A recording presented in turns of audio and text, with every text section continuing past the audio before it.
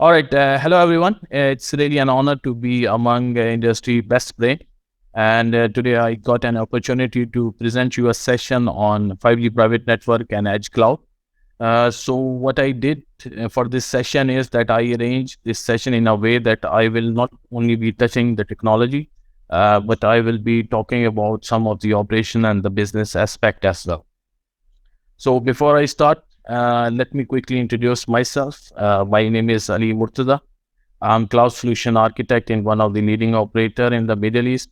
I have around about 17 years of experience, out of which most of my experience works. For the last 4 years, I've been associated more with the cloud computing and edge computing. Uh, I have an honor to be working in the vendors like Huawei and Ericsson, and I have been attached to operators in a different market like European Union, MENA region, and South Asia. So this is pretty much about my introduction. Let's move on. Okay, let's start from the very basic definition of multi-axis edge computing.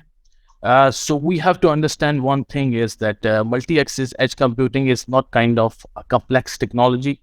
Rather, it's a way of architecting your network in a way where you take your computational capabilities and IT application infrastructure closer to the user. So it's more of extending your cloud capabilities to the edge of your network. And what you get in return is the latency.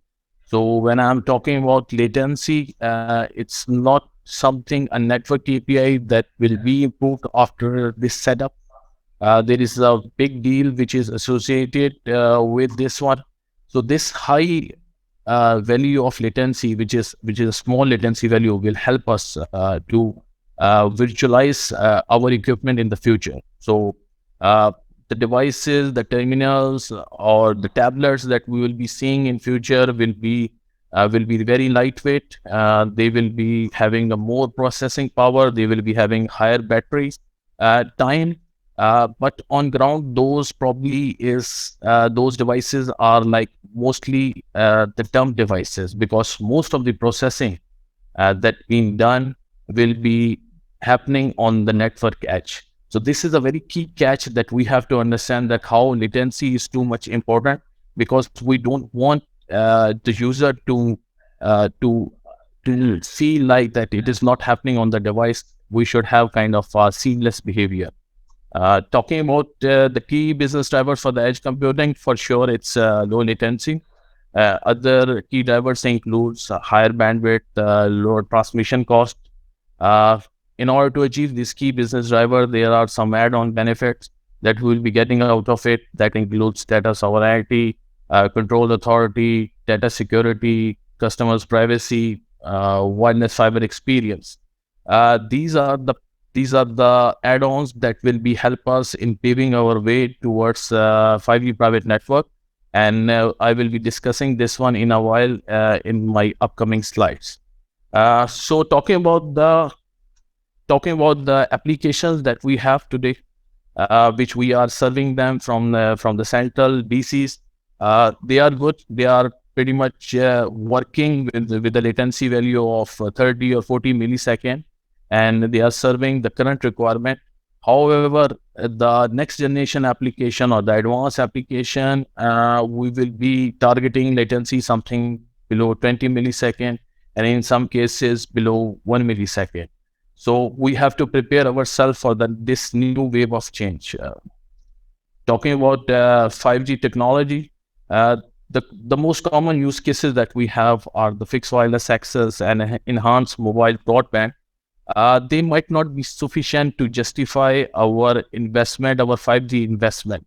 So we need to explore some new markets, some new verticals, so that we can have maximum out of our investment. And 5G private network is something that will give us this opportunity, and you will see in the upcoming slides. All right. In order to understand the multi-axis edge computing, it's very important that we need to categorize them, because what I have seen that there is a lot of confusion, because of the reason that we are not discussing each edge computing separately. So there are two main categories of edge computing, and both categories have their own separate target segments, and they have their own dynamics. So we have to look each edge computing with the different canvas, with the different spectacle. So talking about the first category, what we have is on-premises edge, which is generally known as a private edge.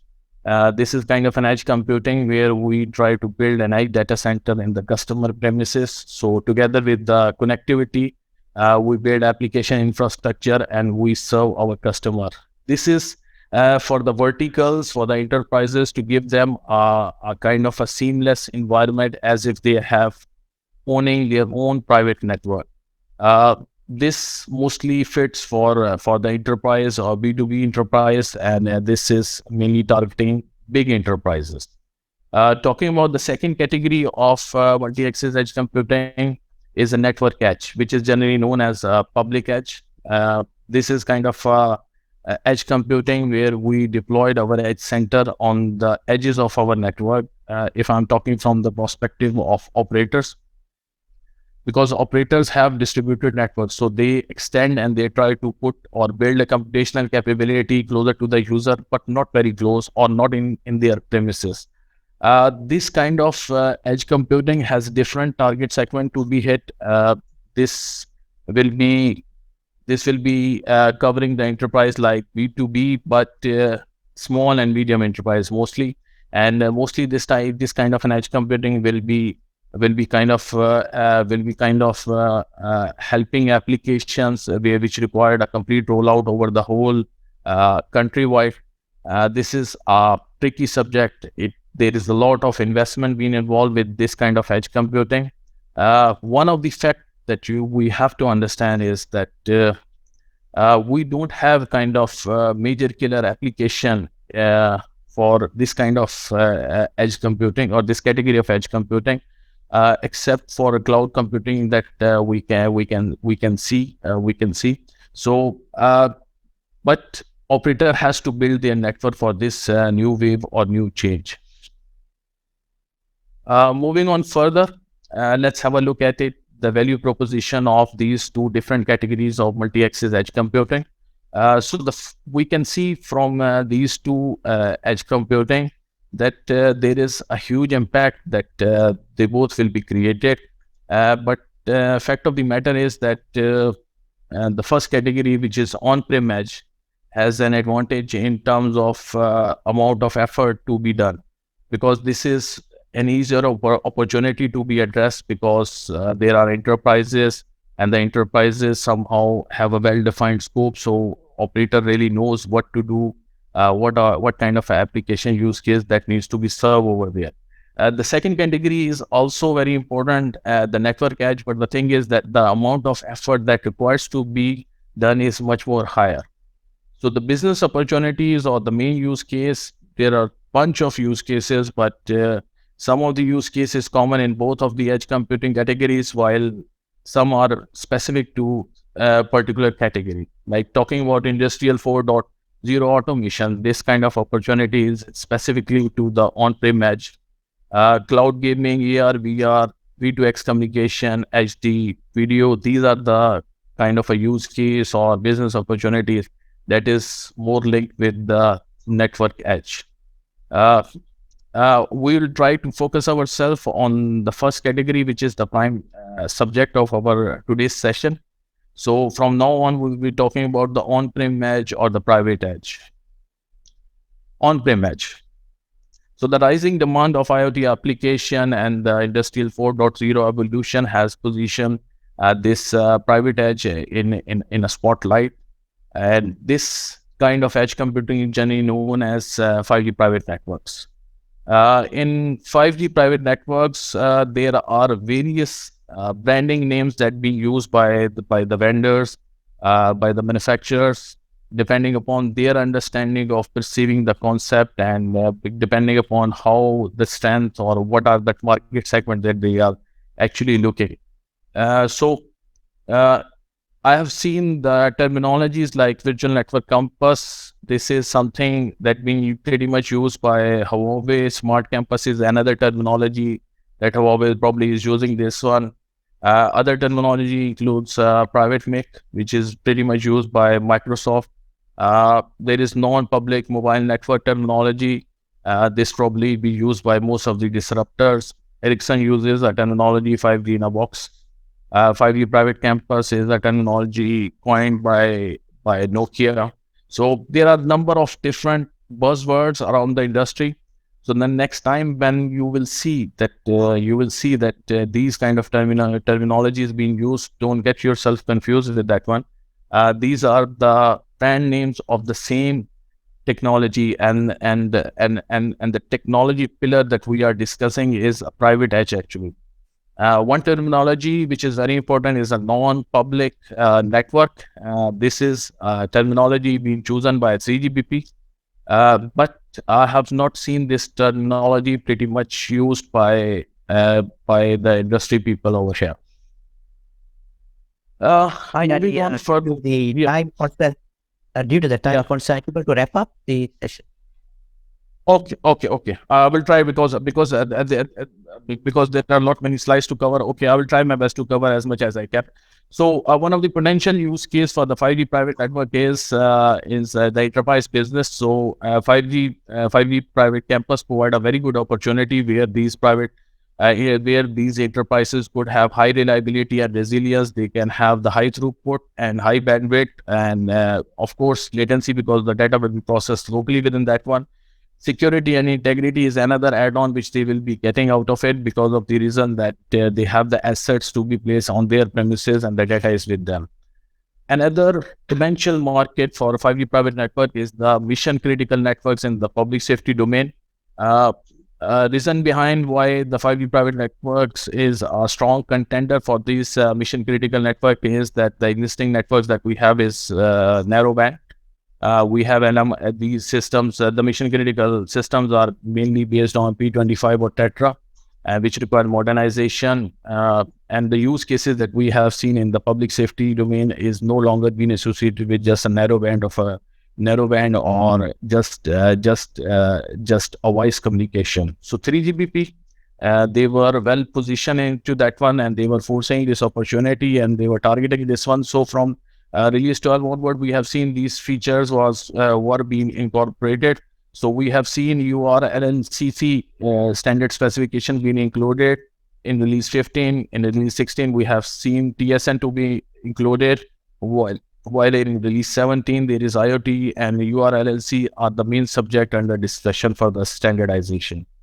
Let's dissect the private networks quickly. There are two main parts of that one. One is the network connectivity, and the second one is the edge application hosting. Let's see one by one. So the network connectivity, we can see that there are multiple options we have which an operator can offer to their enterprise customers. So there are full private network, they can offer it. There is a radio access network shared option that can be also provided. There is a third option where we have radio access network, and the control plane is shared between operators and the private networks. There is another fourth option which is entry local breakout, but this is not something pretty much used in the industry. Another very tricky subject where we have seen there is a wide split in the industry is the application hosting. So I have divided the solution available within the industry into four main categories.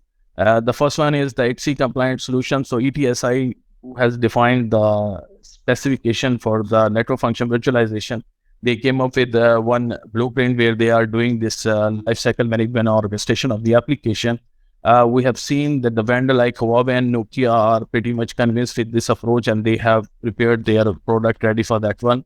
Other vendors like Ericsson and Cisco, they believe on the connectivity morely, and they see that application hosting should be on infrastructure as a service approach or IaaS approach, while the connectivity, they are pretty much comfortable to provide that one. Hyperscaler on the other side, they are targeting this opportunity with their own proprietary solution, and they are also providing the same infrastructure as a service kind of solution. Some of the vendors like Nearby and Mobile Ajax, which has been recently bought by the Google, we have seen that they have their own proprietary solution. So they devise their own way how to have onboarding of third-party application, recycling of that one. and orchestrating of these applications. So that was pretty much introduction of multi-access edge computing, the initial dynamics, usage, and we've been talking about what are the different jargons and what are the market names and the products that we have in the market, and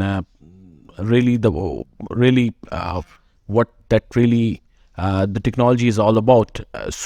In the coming slide, I will try to keep myself focused more on the monetization strategy by the operators, how operators can increase their revenue, how it can complement 5G networks, and operators can make more money, can have enhancement in the customer experience.